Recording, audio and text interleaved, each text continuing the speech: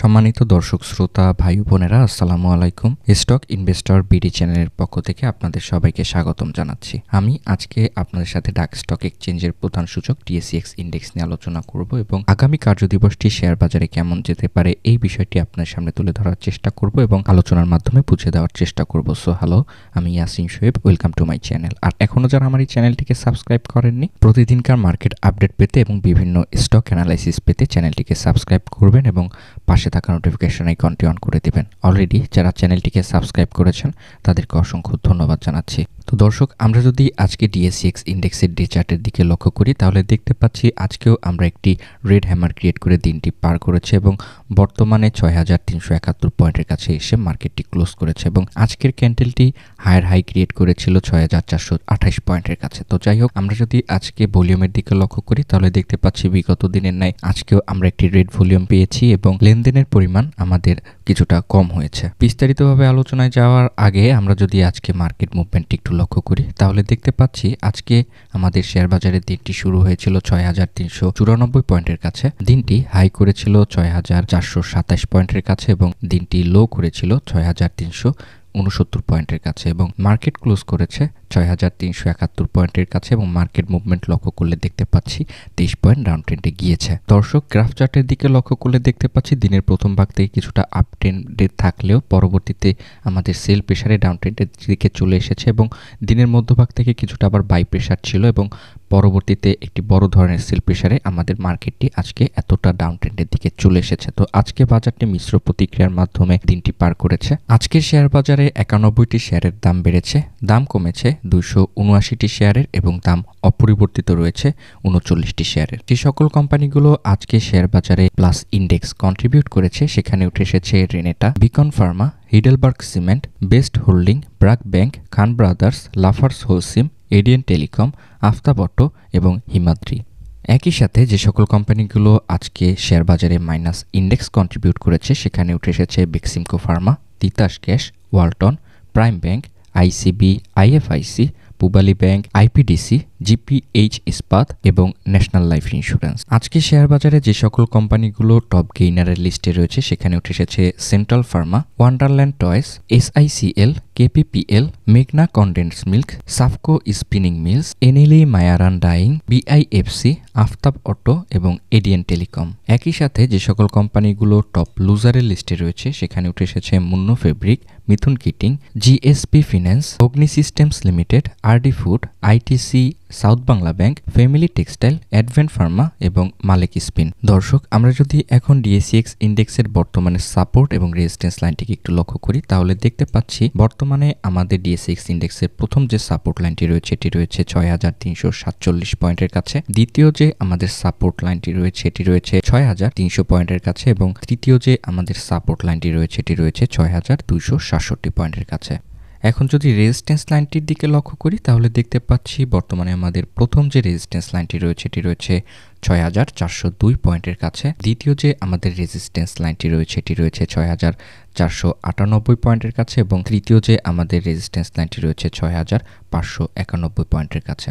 দর্শক, সাপোর্ট এবং resistance লাইনটিকে draw করার পরে আমরা যদি এখন ডে চার্টের দিকে লক্ষ্য করি তাহলে দেখতে পাচ্ছি বিগত দিনে আমাদের ৬৪০২ পয়েন্টের যে সাপোর্ট জোন ক্রিয়েট করেছিল বর্তমানে এই সাপোর্ট লেভেলটিকে ব্রেকআউট করে ফেলেছে এবং বর্তমানে ৬৪০২ পয়েন্টের যে সাপোর্ট লাইনটি ছিল সেটিকে এখন রেজিস্ট্যান্স লাইন হিসেবে ক্রিয়েট করে ফেলেছে এবং ক্যান্ডেলটি আমাদের সাপোর্ট লাইনটিকে ব্রেকআউট করে নিচে চলে এসেছে এবং ৬৩৭১ পয়েন্টের কাছে অবস্থান করছে।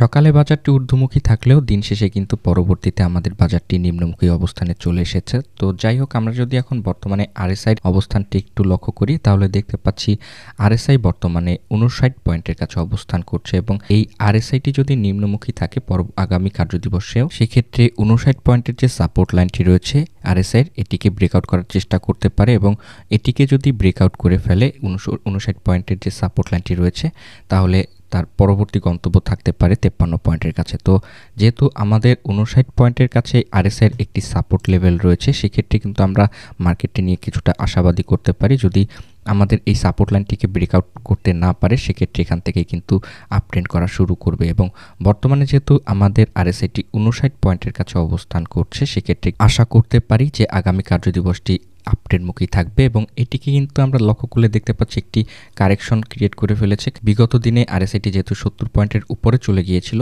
সেখান থেকে কারেকশন করে 59 পয়েন্টের কাছে বর্তমানে অবস্থান করছে। সেটি থেকে আশা করতে পারি এই 59 পয়েন্টের যে সাপোর্ট লাইনটিকে এটিকে ব্রেকআউট করতে পারবে না। তো যাই হোক, আমরা যদি এখন বর্তমানে এমএসিডি ক্রসওভারের দিকে লক্ষ্য করি তাহলে দেখতে পাচ্ছি এমএসিডি ক্রসওভারের যে ফাস্ট মুভিং অ্যাভারেজ লাইনটি রয়েছে এটি কিন্তু বর্তমানে স্টেবল অবস্থানে রয়েছে এবং এটি চাইলে আজকে ডাউন ট্রেন্ডের দিকে চলে আসতে পারতো এবং স্লো মুভিং অ্যাভারেজ লাইনটিও কিন্তু ডাউন ট্রেন্ডের দিকে চলে আসতে পারতো। সেক্ষেত্রে কিন্তু আমাদের এমএসিডি ক্রসওভারের যে ফাস্ট মুভিং অ্যাভারেজ লাইনটি দেখতে পাচ্ছি একটি স্টেবল অবস্থানে রয়েছে।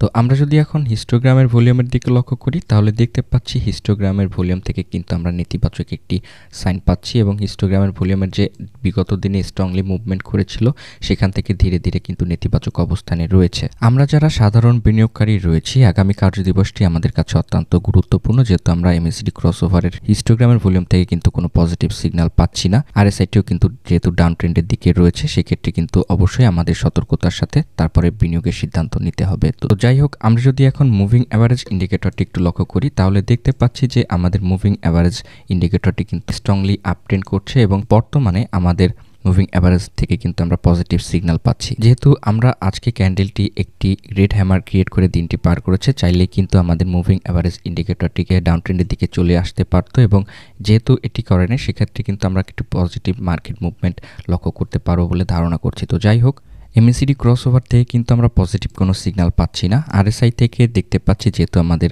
সাপোর্ট লাইনে রয়েছে 59 পয়েন্টের যে সাপোর্ট লাইনটি এটির কাছাকাছিতে অবস্থান করছে এবং তো সেখান থেকেও কিন্তু আমরা কোনো পজিটিভ সিগন্যাল পাচ্ছি না। ক্যান্ডেলস্টিক প্যাটার্ন থেকেও কিন্তু আমরা কোনো পজিটিভ সিগন্যাল পাচ্ছি না এবং এমএ ক্রসওভার থেকে কিন্তু আমরা একটি পজিটিভ সিগন্যাল পাচ্ছি। তো যেহেতু আমাদের ক্যান্ডেলটি বর্তমানে 6371 পয়েন্টের কাছাকাছিতে অবস্থান করছে, সেক্ষেত্রে আশা করা যায় যে আমাদের কাছাকাছিতে আরেকটি সাপোর্ট লেভেল রয়েছে 6347 পয়েন্টের কাছে। এই সাপোর্ট লাইনটির কাছাকাছিতে আসতে পারে দিনের প্রথম ভাগ থেকে, পরবর্তীতে আবার বাই প্রেসারে আপট্রেন্ড করার একটি সুযোগ থাকতে পারে।